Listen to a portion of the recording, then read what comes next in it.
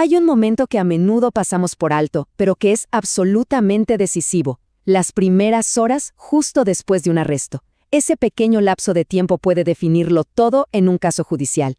Hoy vamos a ver por qué, basándonos en lo que ha dicho la Suprema Corte de México.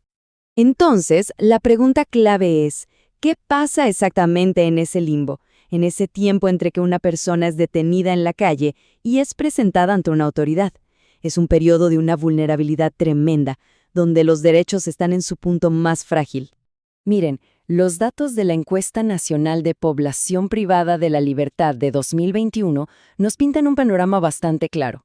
Sí, poco más de la mitad de las personas son presentadas rápido. Pero fíjense en el otro lado. Casi un 30% sufre demoras importantes. Hablamos de gente que espera desde 4 horas hasta más de 2 días. Y eso es muchísimo tiempo.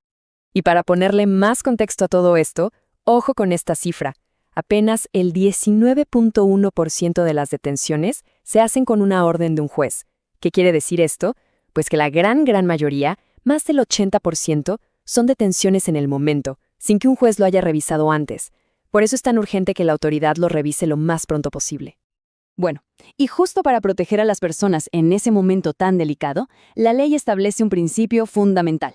Vamos a ver de qué se trata. El concepto clave es la puesta a disposición sin demora. A ver, suena muy técnico, muy de abogados, pero en el fondo la idea es bien sencilla.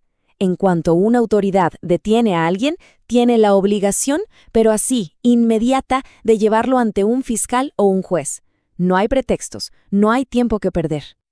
Y que no quede duda, esto no es una simple recomendación. Está escrito con todas sus letras en la Constitución. El artículo 16 es clarísimo. Fíjense en las palabras: sin dilación alguna y bajo su más estricta responsabilidad. El lenguaje no puede ser más fuerte y directo. Es una orden, no una sugerencia. Claro que, como siempre, la realidad es más complicada. Por eso, la Suprema Corte ha tenido que entrarle al tema para aclarar qué es una demora aceptable y qué es de plano una violación a este derecho.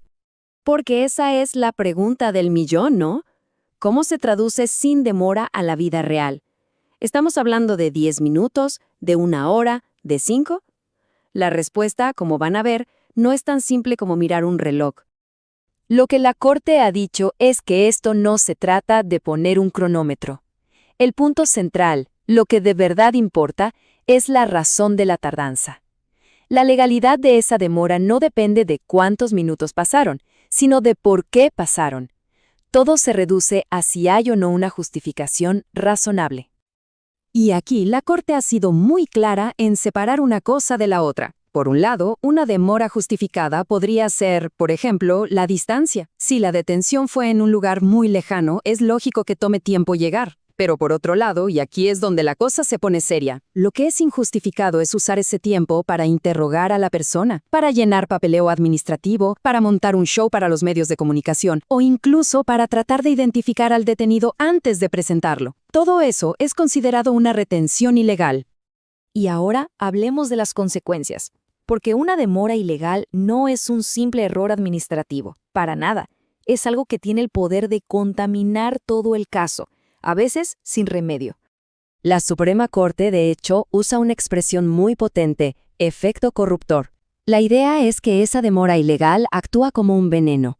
Desde el momento en que ocurre, empieza a corromper todo el proceso, y cualquier cosa que se obtenga después de ese punto queda, por así decirlo, contaminada.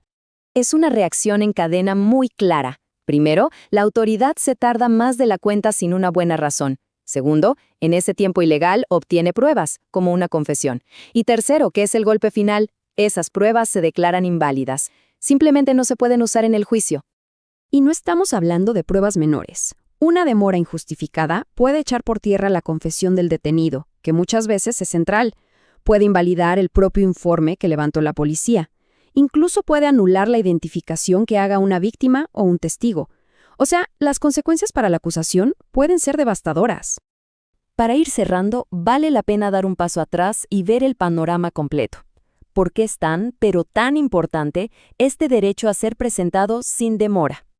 En el fondo, de lo que hablamos es de uno de los frenos más importantes que existen contra el poder del Estado. Este derecho garantiza que, desde el primer minuto, el proceso de justicia empiece con la luz prendida, bajo la supervisión de la ley y no en la oscuridad de un cuarto de interrogatorio. Es la diferencia fundamental entre un proceso justo y uno que arranca mal desde el principio. Y todo esto nos deja con una reflexión final.